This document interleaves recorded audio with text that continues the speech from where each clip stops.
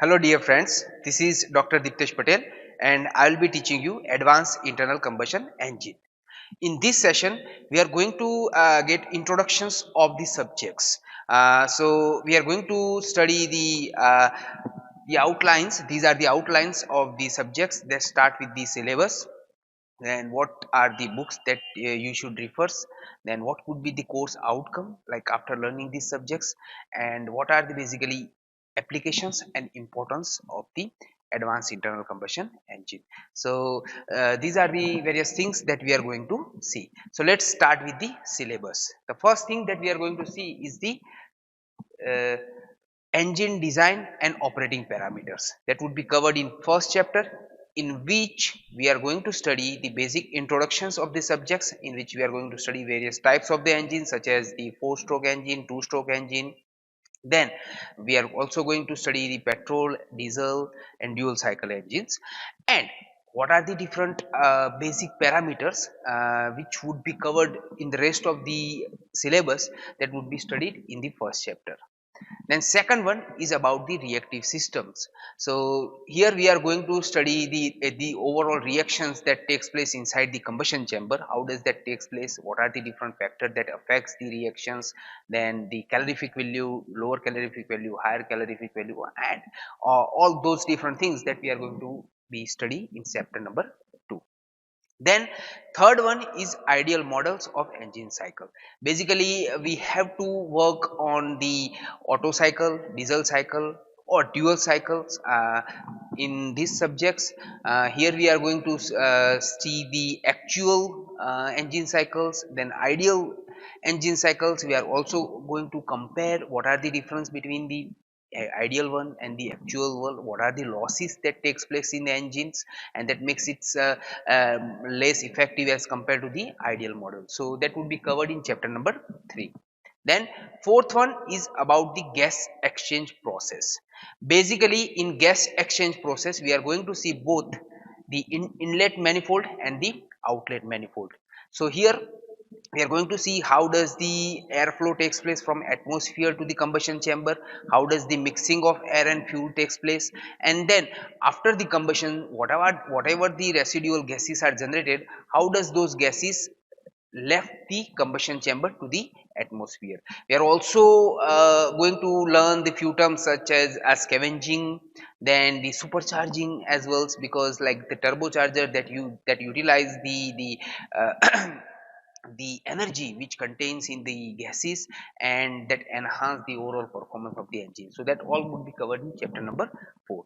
Then the fifth one is a combustions. Now this is very important, because in combustion process we are going to study the how does the combustions takes place both in SI and CI engine, what are the different stages of the combustion is, then what would be the knocking and detonation. These are the two different phenomena that occurs in the engine, and that makes the like engine less efficient, that may create a lot of issue with the smooth flow of the power from the combustion chamber to the piston to the crankshaft.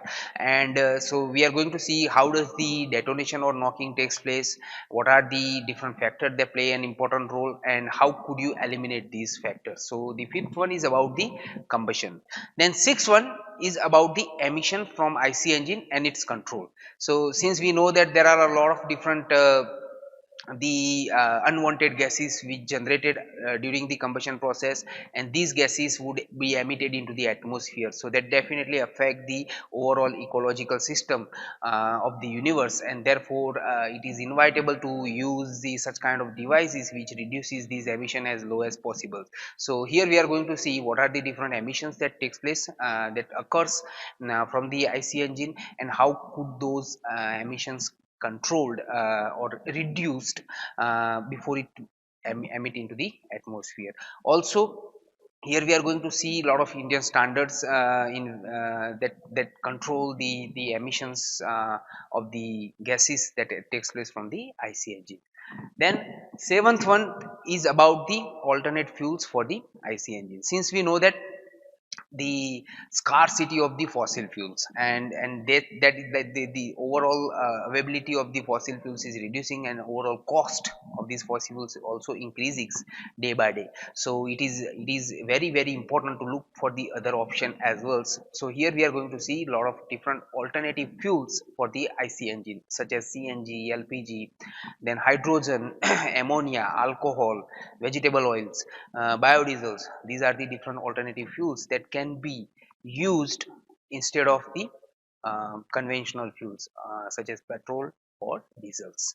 So like overall the performance of these alternative fuels is not as good as the conventional one. However, there are a lot of benefits by adopting such kind of the fuels. They would be less damaging to the atmospheres, and they are freely available, I mean adequately available, as compared to the conventional one. Then chapter number 8 is about the heat transfer, friction and lubrications in IC engine. Since we know that the gases which generated inside the engine is very is having the very high temperature, and that's for it is necessary to transfer the heat from the combustion chamber to the atmosphere. So how does the heat transfer takes place in the IC engine? Then the friction, which is considered as a big loss in IC engine.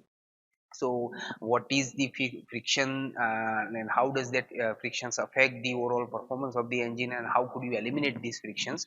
And the last one is the lubrications, in the chapter number 8.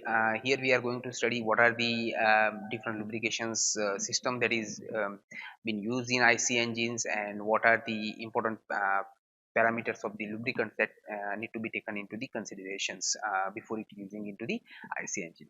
So that would be covered in chapter number 8. Then chapter number 9 is the measurement testing of IC engine. Here we are going to see few important words such as the brake power, indicated power, friction power. So we would understand how can you determine the brake power and indicated power, because this is very important. This is worth it, because like the overall performance is been derived by using these all words. So how could you measure these all parameters, and how would you test the IC engine would be covered in chapter number 9. And the chapter number 10 is about the recent developments in IC engine. Like recently we have seen a lot of hybrid vehicles entering into the market. Other than that, HCI engines, then lean burn engines, then improved two-stroke type engines. These are the various engines which is like trying to enter into the market. So we are going to see what are the recent developments, what are the new findings in the IC engine, and that will be covered in chapter number 10. So this is all the syllabus of the IC engine. Now the most important thing is that what are the books that need to be studied. So the first book I would refer is the Internal Combustion Engine Fundamentals by John B. Haywood. This is one of the good book that can be referred to understand the overall like fundamentals of the internal combustion engine. Then second one is the fundamentals of internal combustion engine by H.N. Gupta. This is also a good one to understand the subjects thoroughly. Then V Ganeshan by like internal combustion engine by V Ganeshans. I would definitely prefer these ones, because like that can be used to understand the whole syllabus thoroughly. Then internal combustion engine by M.L. Mathur and R.P. Sharma. This is also a good book in which a lot of syllabus can be found or covered in these books. And the last one is internal combustion engine like applied thermoscience by Colin R. Ferguson. So that can also be referred to understand the few terms, basically especially about the applied thermosciences. So these are the books that can be used to study the internal combustion engine.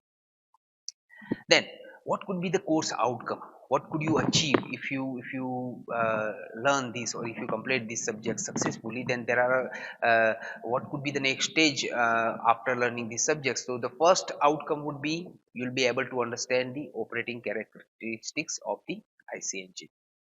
You should be able to understand thoroughly the operating characteristics of the IC engine by learning these subjects successfully. You can also able to conduct the few experiments about the IC engine as well. Then second one is you should be able to perform the thermodynamic analysis of the IC engine cycles. Then third one is you should be able to perform the combustion analysis of the IC engine as well. Then you can also understand the generations of undesirable exhaust emission and what are the different ways that you can use to reduce the overall emissions. And the last one is you should be able to understand the various heat transfer mechanisms in the engine, such as the conduction, convection, and the radiations. Right? Overall, the heat transfer takes place by all three different modes. However, the convection is the most of the heat transfer by the convections only as compared to the radiation and conductions. Although all three different modes of the heat transfer takes place in IC engine. So these are the outcomes that you should be able to understand, you should be able to uh, make it clear after learning these subjects. Then the next one is what are the applications of the IC engine. Studying any subjects, you definitely have one thing in your mind, that what or where these subjects can be implemented, what are the real life applications of these particular subjects. So basically there are a few applications that is been given here, like as I said, the IC engine is classified in four different categories, such as the two stroke and four stroke, then two stroke petrol engine, two stroke diesel engine, or four stroke petrol engine and four stroke diesel engine. So the application is also been classified accordingly. The first one, you will see that the two stroke petrol engine. So the small engines such as the mopeds or the scooters and motorcycles, they still use the two stroke engine. Then some of the agriculture pumps, right, which is used to pump the water from one place to another place, they also use the two stroke engines. So these are the various applications that can the two stroke petrol engine used. Then the second one is a four stroke petrol engine. Now four stroke petrol engine and four stroke diesel engine is widely popular for the different applications. So four stroke petrol engine is especially used for the automobiles, such as the cars, jeeps, motorcycles, aircraft, and even nowadays, like as compared to the two stroke engine, four stroke is more popular because it is more efficient. The overall uh, the reductions of these overall fuel consumptions, then enhancement of the power can be achieved by using the four stroke. So these are the widely popular as compared to the two stroke petrol engines. Then third one is a four stroke diesel engine. The four stroke diesel engine is also been used especially for the commercials and agriculture purpose, such as the tractors, then drilling rigs, pumping set, buses, trucks. So these are the various applications where the four stroke diesel engine can be adopted. And the last one is two stroke diesel engine. Two stroke diesel engine is very popular for the ship propulsions. All the small size ships, such as like 10 seater, 15 seater, or even larger than that, like they use the two stroke diesel engines. And two stroke diesel engine can also be used for the agriculture purpose as well. So these are the various applications of the IC engine where these can be adopted, and I have just mentioned the few of them because it has a lot of range of applications where you can use the IC engine. Like IC engine can also be used in helicopter as well, like four stroke petrol engine can be used for the helicopter as well, helicopter propulsion as well. So like it has a range of applications in different area, right? Now, what is the importance of these subjects and why do we need to study that? Right? The IC engine was developed many years ago. However, it is still popular as it was in history, and it continue to grow. Although there are a few problems that makes the conventional IC engine less popular, and some of these problems are the scarcity of the oil, then the emissions that makes people to develop the new IC engine, which are like less dependent to the conventional fuels and which reduces the overall emissions, such as the hybrid vehicles. Electric vehicles are also becoming a popular with the additions of the gasoline or the diesel engine. So the IC engine, however, IC engines are still popular and they would continue to grow in the future as well, right? So basically this is the very important things that been considered for the human being, because we are like completely dependent, especially for the movement, especially for the moving from immigration, moving from one place to another place. IC engine is very popular. Now this is also important in terms of the research. There are a lot of researchers who are working in this area, like it is especially for the master degree, because we have the dissertation in last year. So I would give you the few names where you can conduct the research as well, right? Such as the modification of intake manifold or exhaust manifold by using the CFD analysis. You can also do the redesign of the engine to reduce or to enhance the heat transfer, which would damage the parts. So there are a lot of different area where IC engine can be used. Also you can develop the alternative fuels. You can use the alternative fuels and reduce the emissions as compared to the conventional one. So there are a lot of different area where research is possible in IC engine as well. Okay.